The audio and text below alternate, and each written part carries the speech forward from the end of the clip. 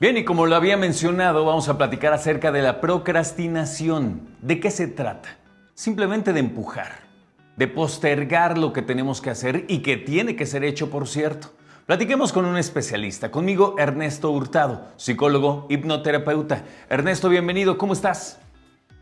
Hola, ¿qué tal? Un saludo a todos, gracias por esta entrevista.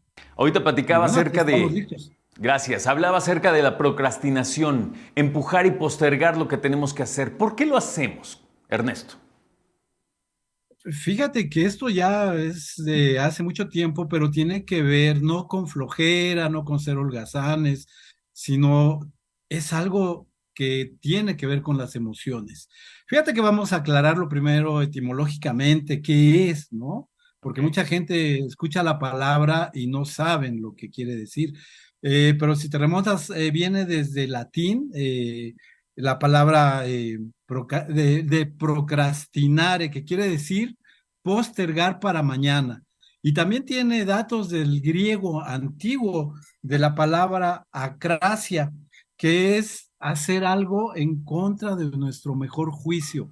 Entonces, pues hay un profesor por ahí de psicología de la Universidad de Calgary que dice que procrastinar es hacerse daño a uno mismo. Entonces, el por qué, bueno, tiene que ver mucho con nuestras emociones, Alfredo. Oye, dime algo. Acabas de decir algo que me llamó la atención. Dices en contra de uno mismo o cuando a lo mejor no tienes ganas. ¿Crees que procrastinemos no por no por el fin de por qué hacemos las cosas, sino por el proceso de cómo se tienen que hacer? O sea, yo estoy en casa, hoy me tocan los trastes, sé que los trastes se ven bien limpios y que los necesito, pero no me gusta hacerlos. Procrastino porque no me gusta hacer las cosas. Tiene que ver mucho con el que no te gusta, pero fíjate que tiene que ver más con cuatro puntos muy importantes. Uno es que tú tengas miedo a fracasar en hacer algo o que no te guste.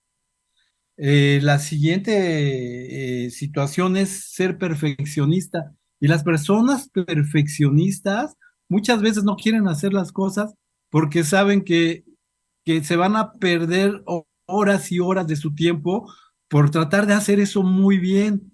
Fíjate qué importante es, o sea, o miedo al fracaso o el perfeccionismo, pero también hay otros dos puntos importantes y yo añadiría otro, que hay un estudio incluso experimental en el Ecuador sobre esto. El siguiente es una baja autoestima y otro es falta de energía. Realmente tienes falta de energía, no te dan ganas de hacer las cosas. Y el siguiente punto que también quisiera compartirles es que hay un estudio donde se liga la procrastinación con la ansiedad. Y esto se hizo este estudio en una escuela, en una universidad, en donde le llamaron el estudio de la procrastinación académica y se aplicaron pruebas para, pues, para checar esto, ¿no? Hay una escala de procrastinación académica de Busco que te mide estos parámetros junto con una escala de Hamilton, una prueba psicológica que te dice qué tanto nivel de ansiedad y los resultados fueron significativos. O sea, también traer esas emociones, por eso les decía que tiene que ver con lo emocional, pues nos pega. La ansiedad demostró en los estudiantes universitarios que dejaban de hacer cosas importantes, entregar tareas, incluso presentar exámenes, y más en los últimos semestres. Por ejemplo, los estudiantes de primeros semestres entregaban mejor y se autorregulaban más.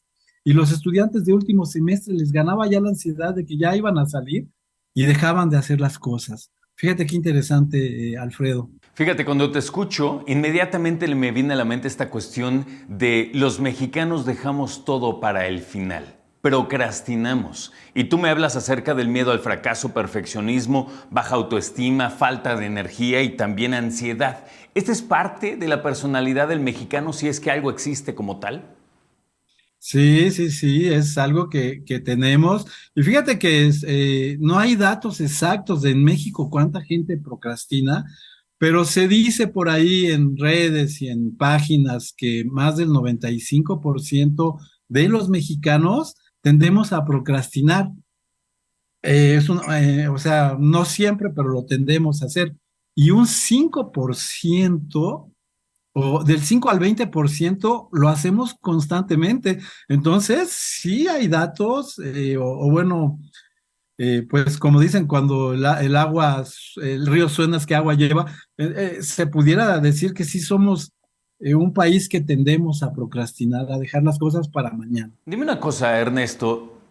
Fíjate qué importante, a ver si me explico.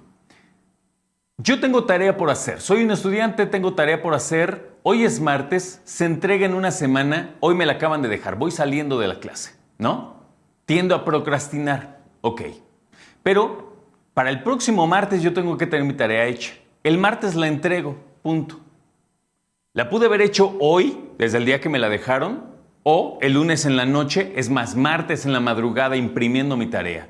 ¿A qué le llamamos procrastinar? O sea, yo sé que es difícil, ¿no? Pero es normal que yo termine haciéndolo un momento antes, no tiene nada de malo. Estoy cumpliendo el deadline, estoy cumpliendo, ¿no? La fecha acordada. Entonces, ¿cómo se mide la procrastinación? Ahí, fíjate, te contesto la pregunta. ¿Procrastinas ya cuando tú dejaste esa tarea?